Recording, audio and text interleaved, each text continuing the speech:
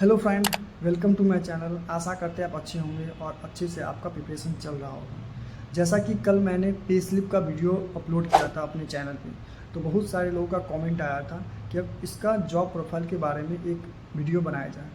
तो ठीक है, मैं उसी के रिगार्डिंग आज मैं थोड़ा सा बता रहा हूँ। ठीक है, तो चलिए स्टार्ट करता हूँ। तो जैसे कि जब आप एग्ज़ाम क्वालिफाई कर लोगे ESIC, आपको UDC अलॉट हो जाएगा कोई भी स्टेट, तो आपको स्टेट के बाद आपको हो सकता है RO भी मिले, रीजनल ऑफिस भी मिले, या SRO यानी सब रीजनल ऑफिस मिले, या BR मतलब ब्रांच ऑफिस भी मिले, BO जिसको बोलते हैं ब्रांच ऑफिस, या हॉस्पिटल भी मिल सकता है। ठीक है, तो हमको जैसे मिला है हॉस्पिटल मिला है। ठीक है, हॉस्पिटल में क्या होगा, या तो मेडिकल कॉलेज इंक्लूड होगा या तो कहीं बाहर होगा। लेकिन ऐसा देखा जाता है कि जहाँ पे मेडिकल हॉस्पिटल है वहाँ पे मेडिकल कॉलेज भी मतलब अटैच रहता है। तो हम लोग के यहाँ सेम है, अटैच ही है। तो अब हॉस्पिटल में भी क्या होता है, हम लोग का हॉस्पिटल ऐसा काम नहीं है डॉक्टर को जाके हॉस्पिटल में ये करना वो करना, वो नहीं है। हॉस्पिटल में भी एडमिनिस्ट्रेटिव ब्रांच एक होता है। ठीक है, जहाँ पूरा ऑफिस का जो जितने लोग हैं उनका पूरा काम होता है। तो हम लोग को एडमिनिस्ट्रेटिव ब्रांच में अपना ऑफिस मिलता है। अब एडमिनिस्ट्रेटिव ब्रांच में भी बहुत सारे सेक्शन होते हैं। जैसे हो गया कैश, हो गया कैश सेक्शन, जैसे फाइनेंस सेक्शन हो गया, फाइनेंस एंड अकाउंट्स हो गया, जैसे एडमिन हो गया एडमिन। ठीक है, एडमिनिस्ट्रेटिव शाखा हो गया, जैसे आपका हो गया जनरल ब्रांच 1, जनरल ब्रांच 2, हाँ, और भी जैसे IT सेल्स हो गया। ठीक है, ऐसे बहुत सारे शाखा हैं।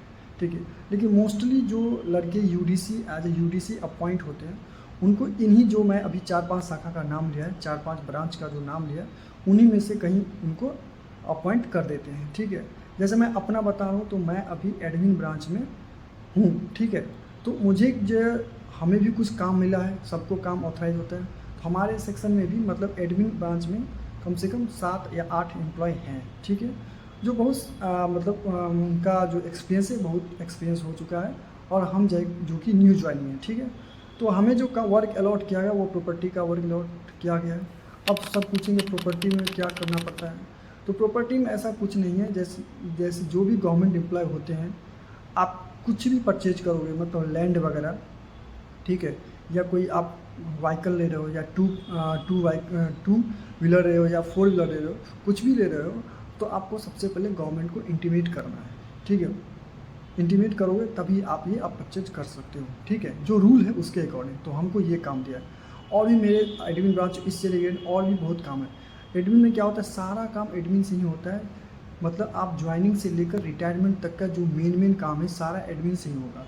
एडमिन और क्या काम होता है, जैसे लोगों का फैमिली डिटेल्स अपडेट करवाना, एम्प्लॉय ID क्रिएट करवाना, मोबाइल नंबर अपडेट करवाना, जितने भी आते हैं, ID कार्ड बनवाना, मेडिकल कार्ड CGHS लेना है या ECSE, ये मेडिकल जो बेनिफिशियरी है वो भी एडमिन से ही बनता है।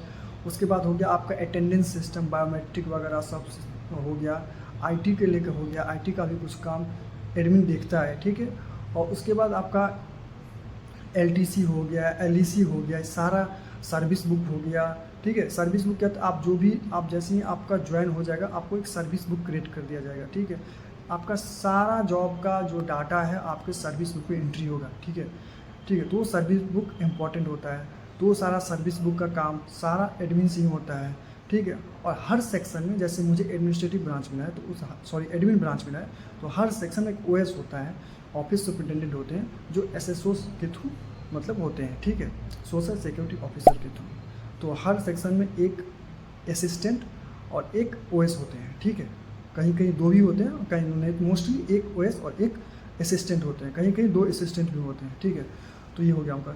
और जैसे एडमिन ब्रांच हम लोग का काम, हम लोग का नहीं, जैसे हम लोग के एडमिन ब्रांच लीगल काम, जितने भी लीगल मैटर हो गए, कोर्ट रिलेटेड जितने भी मैटर हो गए, वो सारा काम एडमिन ब्रांच से ही होता है। ठीक है, जैसे हमको अभी मैं बताया प्रॉपर्टी दिया है, फिर हमको एक IT वाला भी काम दिया, बायोमेट्रिक वगैरह अपडेट करना, पूरा अटेंडेंस रखना बायोमेट्रिक का, वो सारा काम हमें दिया है IT वाला। ठीक है, वो और भी बहुत सारे काम एडमिन ब्रांच होते हैं। तो मैं आज खाली एडमिन ब्रांच के बारे में बात करूँ। अगर आपको एडमिन में दिया जाता है तो इससे रिलेटेड आपको वर्क करना पड़ेगा। ठीक है, लीव वगैरह अपडेट करना, कितना आपके पास लीव है नहीं है, सारा कुछ अपडेट करना। ठीक है, तो एक लेखा जोखा का काम होता है ना, वो पूरा एडमिन होता है। मेजर जो काम होता है, ठीक है, वो पूरा काम एडमिन में होता है। ठीक है, और अब नेक्स्ट डे हम बात करेंगे फाइनेंस में क्या होता है, कैश में क्या होता है, क्योंकि अब सारा कुछ आज ही बता देंगे तो बहुत कुछ मैं छोड़ दूंगा और वीडियो भी लंबा हो जाएगा, जो कि आप लोग देखते देखते बोर हो जाओगे। तो मैं खाली अब एडमिन ब्रांच की बात किया हूँ, और भी एडमिन ब्रांच में बहुत सारे काम हैं, आपको काम करते हुए बहुत अच्छा लगेगा, ठीक है। अब जैसे जैसे आप सीखोगे, मतलब काम को सीखोगे, आपको खुद इंटरेस्ट मिलेगा और खुद नई नई चीज़ें सीखने में खुद अच्छा लगता है। हो सकता है अगर आप स्टार्टिंग में हो तो थोड़ा चीज़ें समझ में नहीं आई तो आप परेशान हो सकते हो, लेकिन इसका मतलब ये नहीं है कि हमें सीखना नहीं है, सीखना है। जितना आप सीखोगे उतना ही आपको आगे काम आएगा, ठीक है।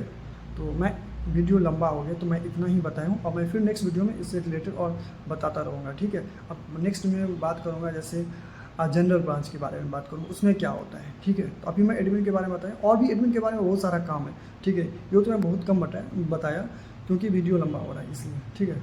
आप लोग वीडियो अच्छा लगे तो प्लीज़ सब्सक्राइब और शेयर कर देना। तब तक के goodbye and take care.